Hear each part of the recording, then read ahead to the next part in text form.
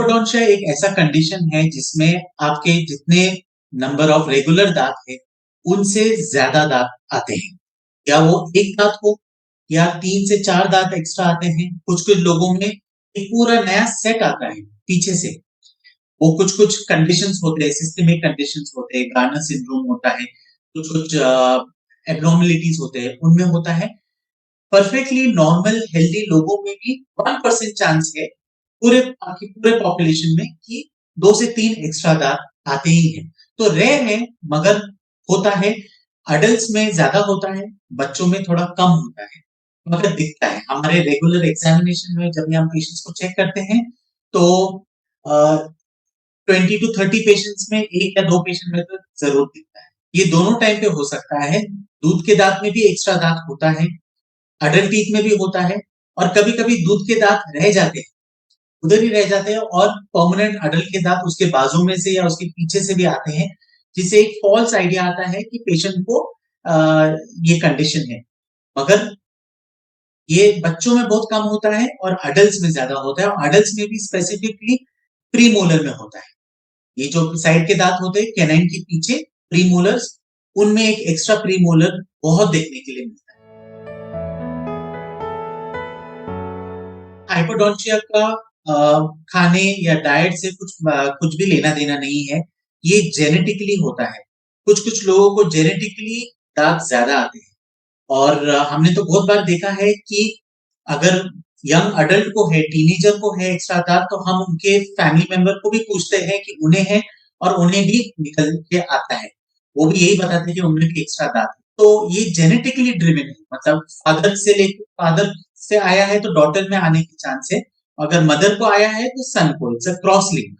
तो ये कॉमन है, जेनेटिक रिलेटेड है।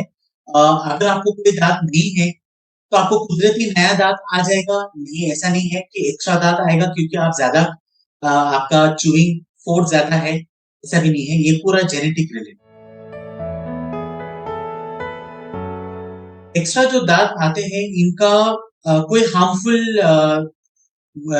हार्मफुल चीजें तो नहीं है, मतलब ये कुछ प्रॉब्लम नहीं देते हैं।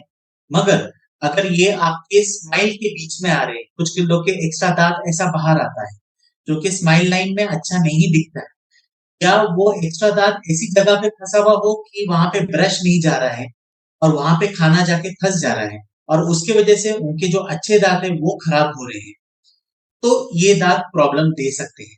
कभी कभी ये एक्स्ट्रा दांत पीछे आता है तो गाल के बीच में आता है, कोई लोग को चीक बाइट हो जाता है, जबान बीच में आ जाती है। तो अगर ये इश्यूज होना स्टार्ट होता है तो ये प्रॉब्लम देते हैं, और इनका सिर्फ एक ही सोल्यूशन होता है कि उन्हें निकाल दिया जाए। अगर उनको निकाल दिया जाए तो फिर वापस एक और कुछ नहीं आता है, और वो ब्रश पेशेंट अच्छे से मरीज कर पाता है। पहले तो एक पूरा एग्जामिनेशन करते हैं हम पेशेंट का। अगर उनमें हमें एक्स्ट्रा दांत दिख रहे हैं तो पहले हमें पेशेंट को इन्फॉर्म करना पड़ता है कि उनमें एक्स्ट्रा दांत है, और ये कुछ घबराने की जरूरत नहीं है, ये नॉर्मल है। कुछ कुछ लोगों में आते हैं एक्स्ट्रा दांत। अगर हमें एग्जामिनेशन में दिखता है कि वो दांत ठीक से नहीं है, या वो दांत बाकी अच्छे दांत को प्रॉब्लम दे रहा है, तो हम एक एक्सरे लेते हैं वो दांत का, और चेक करते हैं कि अंदर से सब ठीक है कि मरीज अच्छे से उसे ब्रश कर पा रहा है और वो प्रॉब्लम नहीं दे पा रहा है। तो हम पेशेंट को बोलते हैं कि हम हर 6 महीने उसे चेक करते रहेंगे और देखते रहेंगे कि वो दांत अच्छे से परफॉर्म कर रहा है कि नहीं कर रहा है। अगर हमें लगता है कि नहीं वो दांत अच्छा नहीं है, तो हम पेशेंट को एडवाइस करते हैं एक्सट्रैक्शन करने के लिए, मतलब दांत निकालने। फिर पेशेंट का परमिशन लेते हैं, पेशेंट को ठीक लगता है, लोकल एनेस्थीसिया देकर वो दांत को निकाला जाता है। बस निकालने में थोड़ा दिक्कत होता है क्योंकि वो इस तरह से फंसा हुआ होता है दो दांतों के बीच में, कि हमें बाजू वाले दो दांत को डिस्टर्ब नहीं करना है और उसे एकदम केयरफुली बाहर निकालना है। तो रेगुलर एक्सट्रैक्शन होता है, मगर बहुत स्लोली करना पड़ता है और बहुत ध्यान से करना पड़ता है। इसलिए पेशेंट का भी परमिशन लेते हैं, और पहले ये वैलिडेट करते हैं कि उसको निकालना जरूरी है कि नहीं है। नहीं जरूरी है तो वो जिंदगी भर वैसे ही रहेगा, तो भी कुछ प्रॉब्लम नहीं है।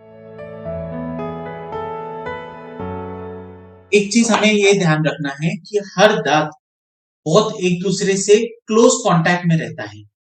इसमें से कभी बीच में का दांत निकल गया तो बाजू वाले दांतों पे कुछ इफेक्ट नहीं होता है, ऐसा नहीं होता है कि बाजू वाले दांत वीक हो जाते हैं। मगर हर दांत को इतना क्लोज रहने का इतने सालों तक एक मेमोरी रहता है। जब बीच वाला दांत निकाल दिया जाए इस तरह से, तो बाजू वाले दांतों में गैप होना स्टार्ट होता है, क्योंकि वो दांत मिलना चालू होते हैं, क्योंकि उनका टेंडेंसी है कि उनके बाजू में उन्हें कुछ कांटेक्ट चाहिए। तो इसके वजह से गैप आना स्टार्ट होता है और खाना फंसना चालू होता है। और बहुत पेशेंट ये बोलते हैं कि ये बीच वाला दांत निकाला, तो इसके बाजू वाला दांत भी हिलना शुरू हो गया, तो निकालना क्यों पड़ा हमें? तो हम ये समझाते हैं पेशेंट को कि नहीं, ये निकाला आपने और कुछ वहां पे बैठाया नहीं, कुछ इम्प्लांट बैठाया या कुछ ब्रिज बैठाया, कुछ ना कुछ बैठाया, तो वो बाजू वाले दांत हिलेंगे नहीं और वो अपने आप फंक्शन